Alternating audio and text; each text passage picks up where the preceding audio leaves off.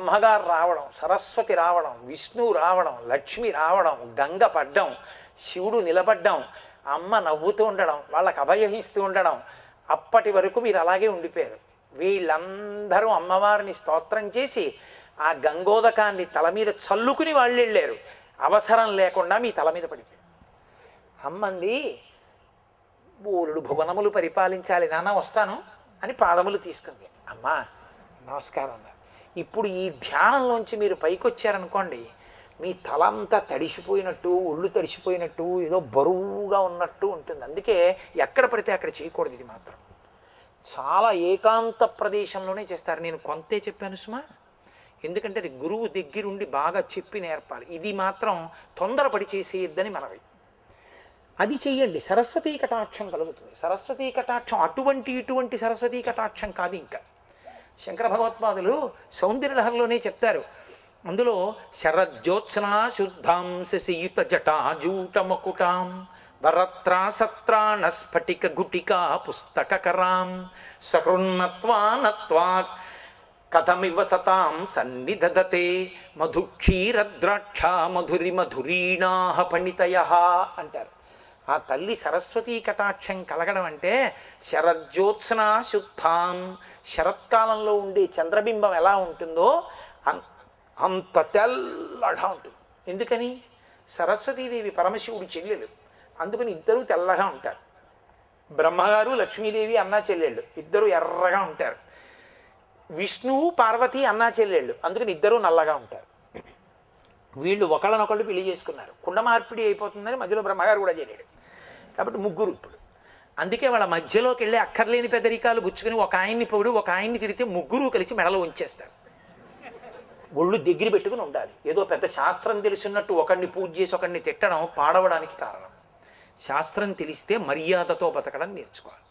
కాబట్టి ఇప్పుడు ఆవిడ శరజ్యోత్సనా శుద్ధాం, తెల్లటి చంద్రబింబం శరత్కాలంలో ఎలా ఉంటుందో అటువంటి కాంతితో ఉంటుంది సరస్వతీదేవి. శశియుత జటాజూటమకుటాం, శివుడు ఎలా చంద్రరేఖని ధరిస్తాడో ఆవిడ కిరీటంలో చంద్రరేఖ ఉంటుంది. వరత్రాసత్రాణ స్ఫటిక గుటికా పుస్తకరాం, శంకరాచార్యుల వారి కవిత్వం అంటే అలా ఉంటుంది.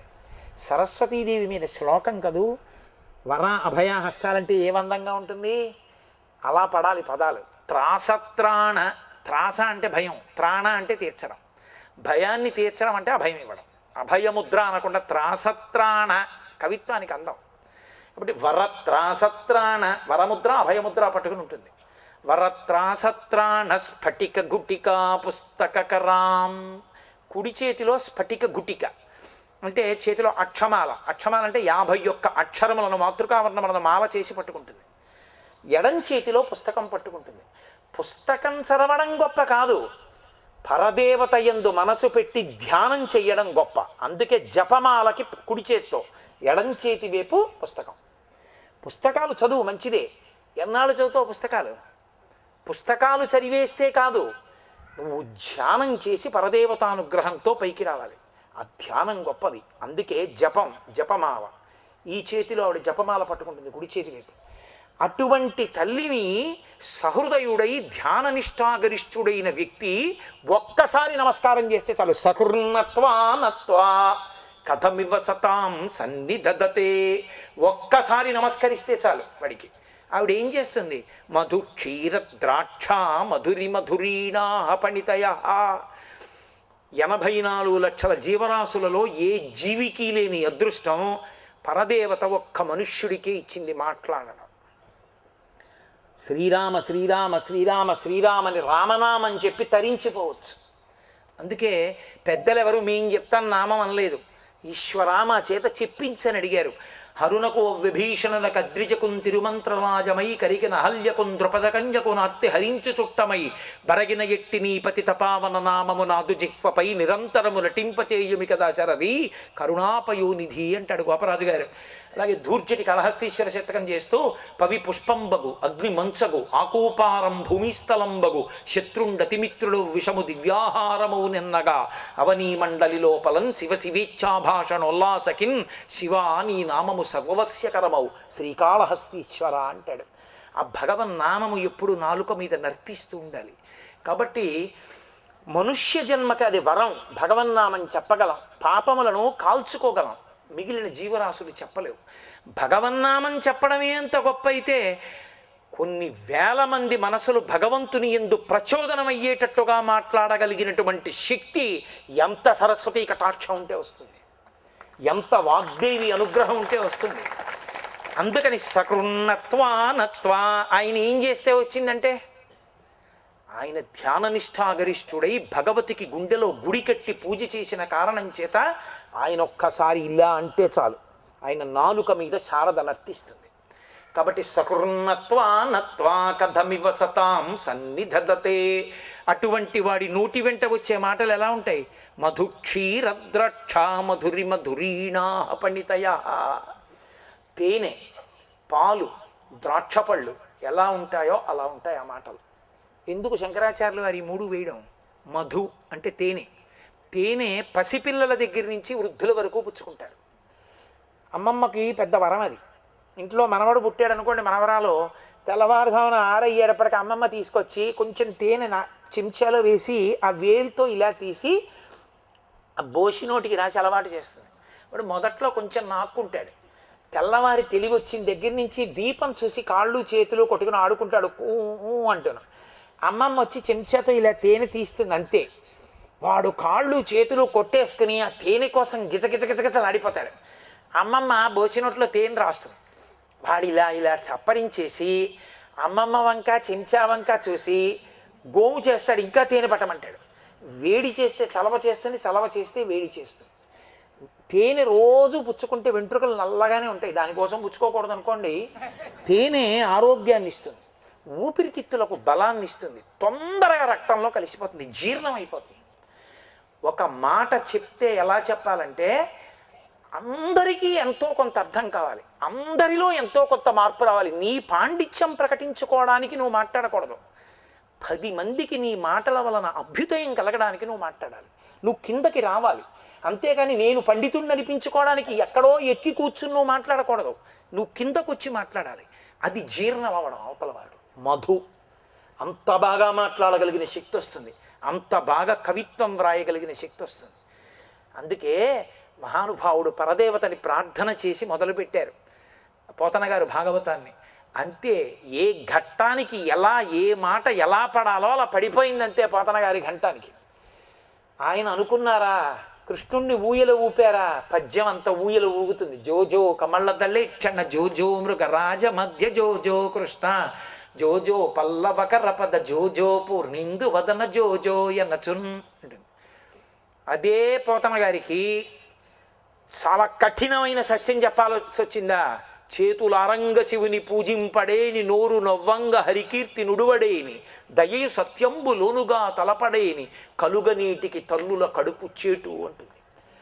ఆయనకే వృత్తానుప్రాస తిరగాలనుకుందా? విషధర రిపు గమనునికి విషగళ సకునికి విమల విషసయనునికి విషభవభవ జనకునికి విషకుచతను విషము కొనుట విషమే తలపన్నని పడుతుంది. ఏ సందర్భానికి పద్యం ఎలా పడాలో అలా పడిపోతుంది. అది ఆయనకి సరస్వతి కటాక్షం.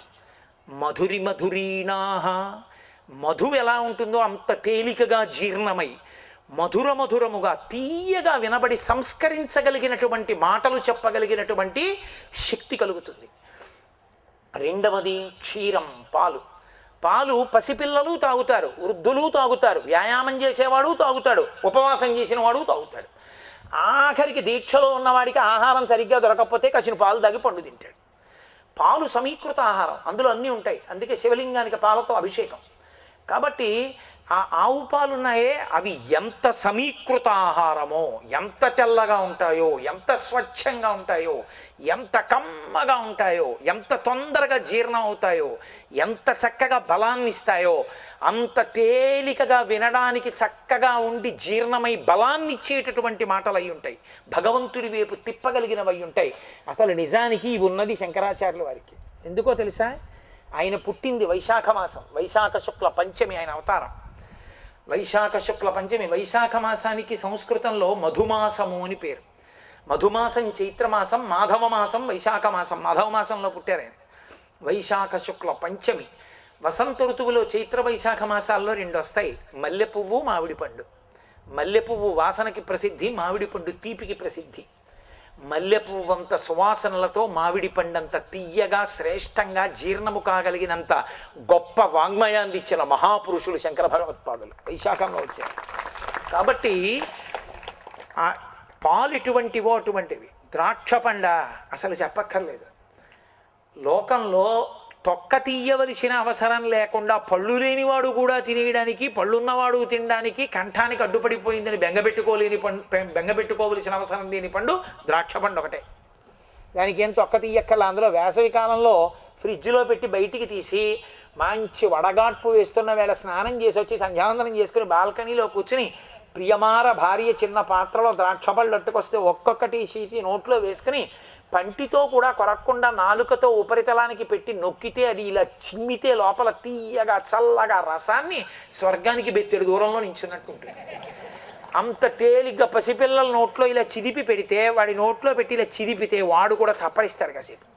ఎవరికి ఏమీ హాని చేయదు. తొక్క తీయాలన్న బాధ కూడా లేదు.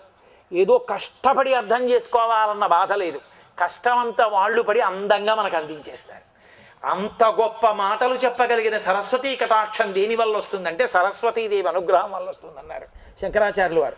కాబట్టి శరజ్యోత్స్నా శుద్ధాం శశిగిత జటాజూటమకుటాం వరత్రాసత్రాణ స్ఫటిక గుటికా పుస్తకరాం సకృన్నత్వా నత్వా కథమ వ్యసతాం సన్నిధదతే మధుక్షీరద్రాక్షా మధురి మధురీణా ఫణితయః. కాబట్టి ఆ తల్లిని పరదేవతని ప్రతిరోజు ఎవరు ప్రార్థన చేస్తారో, ఎవరు నమస్కరిస్తారో వారికి ఏం కలుగుతుందో చెప్పారు శంకర భగవత్పాదులు. సరస్వత్యాల్ అంటే మీకు అర్థమైపోయి ఉండాలి, అమ్మవారి పూజ చేత ఈ ఫలితం వస్తుంది అని ఫలశ్రుతితో పూర్తి చేసేస్తున్నాను అంటే ఉపన్యాసం పూర్తి చేస్తున్నానని గుర్తు. సరస్వత్యా లక్ష్మ్యా విధిహరి సపత్నో విహరతే రతే పాతివ్రత్యం శిథిలయతి రంయేన వపుషా చిరంజీవన్నేవ పశుపాశవ్యతికరః పరానందాభిక్యం రసయతి రసం తద్భజనవాన్ అన్నారు. సరస్వత్యా లక్ష్మ్యా విధిహరి సపత్నో విహరతే. రోజు అమ్మవారి పాదములకు నమస్కరించిన వాడికి మొట్టమొదట వచ్చేది సరస్వతీ కటాక్షం. ఎందుచేతో తెలుసా? ముందు లక్ష్మి చెప్పలా శంకరాచార్యులు వారు. అత్యంత పూజనీయము రెండు వస్తువులు అక్కడ పెట్టారనుకోండి, ఒకదానికన్నా ఒకటి గొప్పదని చెప్పడానికి ఏం చేస్తారంటే ఏది రెండవ దానికన్నా గొప్పదో ఆ గొప్పదాన్ని కుడి చేతి వైపు పెడతారు, అంతకన్నా కొంచెం తక్కువ దాన్ని ఎడం పక్కన పెడతారు. తక్కువదంటే వాళ్ళిద్దరి మధ్య ఎక్కువ తక్కువలని కాదు, మనకి అనుసంధానం అవడంలో అని. పరదేవతకి సచామర రమావాణి సవ్యదక్షిణ సేవిత అని ఒక నామం. కామాక్షి అమ్మవారికి లలితాపరాభట్టారికా స్వరూపానికి కుడి చేతి వైపు సరస్వతీదేవి ఉంటుంది, ఎడం చేతి వైపు లక్ష్మీదేవి ఉంటుంది. అంటే నీ జీవితంలో నీకు లక్ష్మీ కటాక్షం కన్నా సరస్వతీ కటాక్షమే గొప్పది. ఎందుకో తెలుసా? సరస్వతి లేని లక్ష్మి భయహేతువు, సరస్వతి లేని లక్ష్మి వినాశహేతువు. సరస్వతీ కటాక్షం లేదు, లక్ష్మీ కటాక్షం ఉంది, భయంతో చచ్చిపోతాడు ప్రతిరోజు. ఇచ్చిన డబ్బు నిజమో కాదో తెలియదు, వేలుముద్రేసింది ఎందుకు వేశాడో తెలియదు, ఎవడు ఏం చెప్తున్నాడో తెలియదు. చదువు లేనందుకు కుపితుడైపోతాడు, భయంతో నిద్ర పట్టదు. అదే సరస్వతీ కటాక్షం ఉంది, నన్ను ఎవడు మోసం చేస్తాడని ధైర్యంగా ఉంటాడు. రెండు, డబ్బు ఉంది, అసలు దాన్ని ఎలా ఖర్చు పెట్టాలో, ఎలా ఖర్చు పెడితే తాను లోకం కూడా తరిస్తుందో, పాత్రత నిరిగి దానం ఎలా చెయ్యాలో తెలియదు. తెలియకపోతే ఆ ధనాన్ని అపాత్రుల పట్ల వ్యయం చేశారనుకోండి మీరు, అది లోకానికి ఇబ్బందికి కారణమై కూర్చుంటుంది. కాబట్టి శాస్త్రం తెలుసుకుని నీకున్న ఐశ్వర్యాన్ని వ్యయం చెయ్యాలంటే, నీకున్న లక్ష్మిని ఉపయోగించాలంటే ముందు సరస్వతీ కటాక్షం ఉండాలి. లేకుండా నువ్వు ఏ కార్యానికి వినియోగించాలో నీకేం తెలుస్తుంది? ఎవడికి తోచింది వాడు చెప్తాడు, ఎవడికి చెప్పింది అదే వాడికే గొప్ప. కానీ అసలు వైదికంగా చెప్పిన వాడు ఎవరో నీకు ఎప్పుడు తెలుస్తుంది? నీకో సరస్వతీ కటాక్షం ఉంటే తెలుస్తుంది. కాబట్టి సరస్వతి లేని లక్ష్మి వినాశహేతువు, సరస్వతి లేని లక్ష్మి భయహేతువు. అదే సరస్వతీదేవి పక్కనుంటే లక్ష్మీదేవి అభ్యున్నతి హేతు. మీకేది ఉండనివ్వండి, ఏ చిన్నది ఉండనివ్వండి, అదే అభ్యున్నతి హేతు. నాకు ఒంట్లో బలం ఉందనుకోండి, అది లక్ష్మి. లక్ష్మ అంటే గుర్తు, దీని చేత గుర్తింపబడ్డాడు అని. నాకు ఒంటి బలం ఉంది, నేను ఈశ్వరుడు పల్లకి మోసుకుంటాను. నాకేం రాకపోవచ్చు, పల్లకి మోసుకుంటాను. నా బలం ఉంది, స్వామి సేవ చేసుకుంటే చాలు, పల్లకి పట్టుకుంటాను. నాకు పూల దండలు కట్టడం వచ్చి పూల దండలు కట్టి పెడతాను. నాకు బట్టలు ఉతకడం వచ్చు, నేను స్వామివారి బట్టలు ఉతుక్కుంటాను.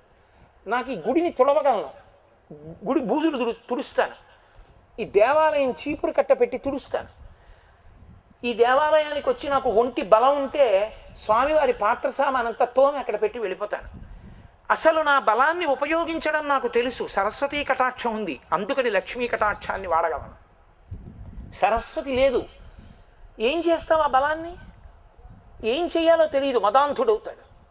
అందుకే సరస్వతీ కటాక్షం లేని లక్ష్మీ కటాక్షానికి విలువ లేదు. సరస్వతి ముందుండాలి. అందుకే వ్యాస భగవానుడంతటి వాడు కూడా, వ్యాసో నారాయణ స్వయం, వ్యాసుడు నారాయణుడు, ఆయనే తీర్పు చెప్పాడు లలితా సహస్రంలో. సచామర రమావాణి సవ్యదక్షిణ సేవిత, కుడిపక్క సరస్వతి ఉందన్నాడు. కాబట్టి శంకరులు కూడా అదే బాట. సరస్వత్యా లక్ష్మ్యా, ముందు సరస్వతీ కటాక్షం వస్తుంది అమ్మవారి పాదాలు పట్టుకున్న వాడికి. 2 లక్ష్మ్యా, లక్ష్మీ కటాక్షం వస్తుంది. ఎంత లక్ష్మీ కటాక్షం వస్తుంది, ఎంత సరస్వతీ కటాక్షం వస్తుంది? 100 శ్లోకాలు వస్తాయి, 300 పద్యాలు వస్తాయి కాదు. ఆ సరస్వతీ కటాక్షాన్ని చూసి 4 ముఖాలు ఉన్న బ్రహ్మగారు నివ్వెరపోతాట. ఏమిట్రా సరస్వతి నా శక్తి, నాకన్నా వీడికే ఎక్కువ ఉంది మా ఆవిడ కటాక్షం అనుకుంటాట. విష్ణుమూర్తి అనుకుంటారట లక్ష్మి నా భార్య, ఇదేమిటి నాకన్నా ఎక్కువ కటాక్షం వాడికే ఉంది లక్ష్మీ కటాక్షం అనుకుంటారట. అంత సరస్వతీ కటాక్షం, అంత లక్ష్మీ కటాక్షం వస్తాయిట ఎప్పుడు? పరదేవత పాదాలు పట్టుకుంటే. సరస్వత్యా లక్ష్మ్యా విధిహరి సపత్నో విహరతే. బాగుంది, మంచి పండితుడు, మంచి చదువుకున్నవాడు. లోకంలో ఒక నానుడు ఉంది, సరస్వతి ఉన్నవాడికి లక్ష్మి ఉండదని. పచ్చబద్ధం. అది ఎందుకు చెప్తారో తెలుసా? సరస్వతి ఉన్నవాడికి లక్ష్మి ఉండదని అదో అర్థం లేని సిద్ధాంతం ఒకటి తీసుకొచ్చారు. సరస్వతీదేవి లక్ష్మీదేవికి కోడలు బంధుత్వంలో. ఎందుకనంటే విష్ణువు యొక్క నాభికమలంలోంచి బ్రహ్మగారు వచ్చారు, బ్రహ్మగారి భార్య సరస్వతి, అందుకు లక్ష్మీదేవికి కోడలు. అత్తా కోడలు ఓ చోట ఉండరండి, అందుకని సరస్వతి ఉంటే లక్ష్మి ఉండదండి, లక్ష్మి ఉంటే సరస్వతి ఉండదండి అంటారు. పచ్చి అబద్ధం. విద్వాన్ సర్వత్ర పూజ్యతే. సరస్వతీ కటాక్షం ఉన్నవాడు పొందినంత అనుగ్రహాన్ని, అంత లక్ష్మీ కటాక్షాన్ని, అంత భోగాన్ని ఎవడూ పొందలేడు. విద్వాన్ సర్వత్ర పూజ్యతే, ప్రతి చోట పూజింపబడతాడు, లక్ష్మీ కటాక్షం ఉంటుంది. కాబట్టి సరస్వత్యా లక్ష్మ్యా విధిహరి సపత్నో విహరతే రతే పాతివ్రత్యం శిథిలయతి రమ్యేన వపుష. వపుష అంటే శరీరం. ఆయనకి గొప్ప పాండిత్యం ఉంది, గొప్ప లక్ష్మీ కటాక్షం ఉంది. కానీ పగలు చూస్తే రాత్రి కల్లోకి వస్తాడు, అంత భయంకరంగా ఉంటాడు. ఎవరైనా గబుక్కుని చూడడానికి పలకరించడానికి ఇష్టపడతారా? మనవడు కూడా క్యారమని ఏడుస్తాడు చూస్తే తాతని. ఏదో కొద్దిగా వయసు వచ్చాక మీ తాతరా అంటే వాడు ధైర్యం చేసి దగ్గరికి వెళ్ళాలంతే. అంత కురూపి. అలా ఉండదుట. పరదేవత పాదములు పట్టి నమస్కరించిన వాడు ఎంత అందగాడవుతాడంటే, లోకంలో అందగాడు అన్న మాట సామాన్యంగా వర్తించేది మన్మధుడికి. మన్మధుడు అంతటి అందగాడు లేడు అని. కాబట్టి మన్మధుడి భార్య రతీదేవి అనుకుంటుందట మా ఆయన కన్నా అందగాడు ఎవరు అనుకుంటుందట. స్త్రీ మా ఆయన కన్నా ఆయన బాగుంటారు అనుకుంటే పాతివ్రత్యం శిథిలమైనట్లు కాదు. కాబట్టి రతీదేవి అనుకుంటుందిట, అమ్మవారి పూజ చేసిన వాడిని చూసి అమ్మ మా ఆయన కన్నా ఆయనే బాగున్నాడే అంటుందిట. అంటే అంత అందగాడు అవుతాడు. శిథిలయతి రమ్యేన వపుష. రతీదేవి పాతివ్రత్యం శిథిలమం చేయగలిగినంత అందగాడు అవుతాడు. అంటే మన్మధుడి కన్నా అందగాడిగా కనపడతాడు. అన్నీ ఉన్నాయి. సరస్వతీ కటాక్షం ఉంది, లక్ష్మీ కటాక్షం ఉంది, అందం ఉంది. ఆయుర్దాయమే లేదు. కానీ ఉపయోగం ఉందా? ఉండదు. పరదేవత పాదములు పట్టుకున్నవాడు చిరంజీవన్నేవ 100 సంవత్సరములు బతుకుతాడు. లక్ష్మీ కటాక్షం ఉంటుంది, సరస్వతీ కటాక్షం ఉంటుంది. మనవల్ని చూస్తాడు, ముని మనవల్ని చూస్తాడు. హాయిగా సంతోషంగా పుణ్యకార్యం మీద పుణ్యకార్యం చేస్తూ అదే పనిగా పీటల మీద కూర్చుంటూ ఇంటికి మంగళతోరణం వేలాడుతూ వచ్చేవాళ్ళు వెళ్ళేవాళ్ళు, భగవత్కార్యాలు, భోజనాలు, సంతోషం, ఎప్పుడు ఉత్సవాలు, ఆనందం, సంతోషం నడిచిపోతూ ఉంటుంది. ఇలా 100 ఏళ్ళు బతికేస్తే సరిపోతుందా? కాదు. శంకరులు అన్నారు క్షపిత పశు పాశవ్యతికర. 100 ఏళ్ళు జీవించడం కాదు, పశువుగా ఉంటాం మనం. ఎందుకని? జన్మ ఒక రాట, కర్మ పాశము. అక్కడ కట్టబడతాడు, ఇక్కడ కట్టబడతాడు, పశువై తిరుగుతూ ఉంటాడు. భగవతి యొక్క అనుగ్రహము చేత కర్మపాశములు తెగిపోతాయి. కాబట్టి పశువు పశుపతి యందు కలిసిపోతాడు. జ్ఞానమును పొంది భక్తితో కూడిన కర్మాచరణము వలన వైరాగ్యము జ్ఞానము పొంది ఇక్కడ సమస్తమైనటువంటి భోగములు అనుభవించి చాలా తేలికగా నేను జీవుడను కాను బ్రహ్మమన్న విషయాన్ని జీవబ్రహ్మైక్య సిద్ధి వలన ఇరుకలోకి తెచ్చుకొని సాక్షి మాత్రంగా శరీరాన్ని విడిచిపెడుతూ పశుపాశవ్యతికర పశుపాశములను తొలగతోసుకుని పరానందాభిక్యం రసయతి రసం తద్భజనవాన్ తద్భజనవాన్. అమ్మా, నిన్ను భజించిన వాడున్నాడే, పూజించిన వాడున్నాడే, నమస్కరించిన వాడున్నాడే, స్తోత్రం చేసిన వాడున్నాడే, వాడు చిట్ట చివర ఓ తల్లి ఇక్కడే ఈ లోకంలోనే 100 ఏళ్ళు బ్రతికి ఇక్కడే మోక్షాన్ని పొందుతాడు. మోక్షం అంటే చచ్చిపోయాక వచ్చేది కాదు, జీవన్ముక్తుడు అంటారు. జ్ఞానము చేత ఆత్మ ఎరుకలోనికి వచ్చి ఇది నేను కాదన్న స్థితి యందు బాగా ఊంచుకుని నిలబడతాడు. ఇది పడిపోతున్నప్పుడు కూడా సాక్షిగా చూస్తాడు. అమ్మా, అటువంటి జీవన్ముక్తుడు ఇక్కడే కాగలడు. ఇన్ని ఫలితములు ఇవ్వగలిగిన ఓ పరదేవత నీ పాదములకు నమస్కారం అన్నారు శంకరాచార్య గారు.